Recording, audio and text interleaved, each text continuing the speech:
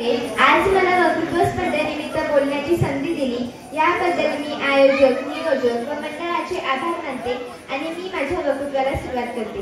माझ्या वक्तृत्वाचा विषय आहे सर्वसामान्य नागरिकांनी जगायचं कसं. आयुष्य जगणं ही एक कला आहे. कसं जगायचं हे ज्याचं त्याने ठरवायचं असतं. दुःख सगळ्यांना असतात, मग दुःखाला सामोरे जायचं की दुःखात टिकत जगायचं हे ज्याचं त्याने ठरवायचं असतं. उद्याची चिंता मात्र सर्वांना असतात, पण उद्याची शाश्वती मात्र कोणाला नसते. मग उद्यासाठी मरायचं की आजच्या दिवसामध्ये संपूर्ण आयुष्य जगायचं हे ज्याचं त्याने ठरवायचं असतं. समाजात जर आपलं अस्तित्व टिकवायचं असेल ना तर स्पर्धा ही आपल्याला असावी लागते, पण स्पर्धा दुसऱ्याशी आहे की स्वतःशी आहे हे ज्याचं त्याने ठरवायचं असतं. सर्वप्रथम सर्वसामान्य नागरिकांनी जगायचं कसं हा प्रश्न प्रत्येकाच्या मनात येतो, कारण जीवन सर्वच लोकांसाठी एकसारखं नसतं. प्रत्येक व्यक्तीची आव्हाने, परिस्थिती आणि स्वप्ने वेगवेगळी असतात. त्यासाठी त्याला कठोर परिश्रम करणे आवश्यक आहे. त्यामुळे त्याच्या जीवनाला एक अर्थ आणि दिशा मिळते.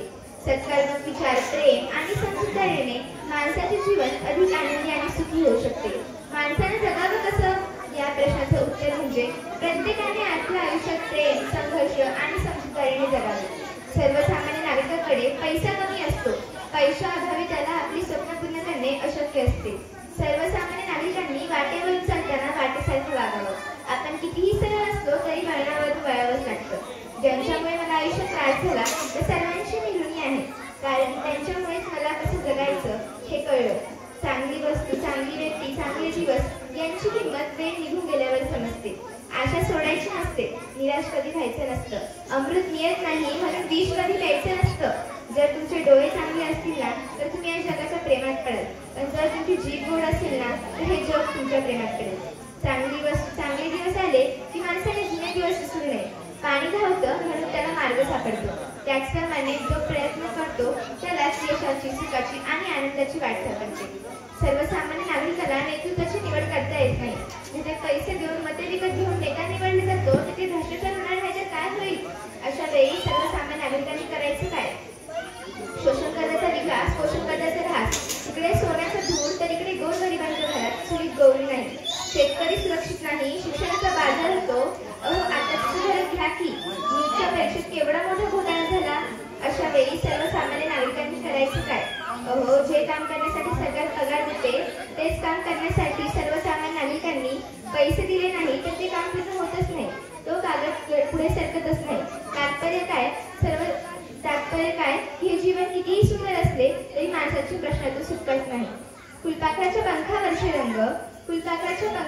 रंग जेव्हा आकाशात भरारी मारतात.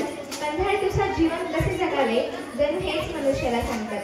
15 दिवसात जीवन कसे जगावे जणू हेच मनुष्याला सांगतात. जीवन कसे जगावे हे खरं तर निसर्गाकडून शिकावं. जेव्हाही मी हातात शिकते तेव्हा मी माझी लिहिलेली फुलपाखराची 4 वाटी पुन्हा नव्याने सुरुवात करते. निसर्ग त्याला आयुष्य देतो जेमतेम 15 दिवसाचे, पण या 15 दिवसात त्याच्या जगण्यातून खूप काही शिकण्यासारखं असतं. पक्षी कधीच भविष्याची चिंता करत नाही. पोटापुरते मिळाले की शिकायला झटतात, म्हणून तर त्यांना म्युच्युअल फंड माहीत नसतो की जीवन विमा. पिल्लांच्या पंखात बळाले की पिल्लांना घराबाहेर काढून देतात, म्हणून तर पक्षी जगात वृद्धाश्रम आणि अनाथ झाले नसतात. प्रत्येक वेळी सर्वसामान्य नागरिकांनी स्वतःच्या चौकटीतून जग पाहण्यापेक्षा चौकट बदलून पाहावी. जग खूप सुंदर आहे, त्याला आणखी सुंदर बनवायला पाहिजे. म्हणून शेवटी जातीचा एवढेच म्हणावीशी वाटते की प्रत्येक दिवस एक संघर्ष आहे आणि जीवन एक लढाई. जिंकून मरायचं की हसत जगायचं हे ज्याचं त्याने ठरवायचं असतं. प्रत्येक सामान्य माणसात काहीतरी असामान्य गोष्ट असतेच, पण सामान्य म्हणून जगायचं की असामान्य म्हणून हे ज्याचं त्याने ठरवायचं असतं. कुठेही जा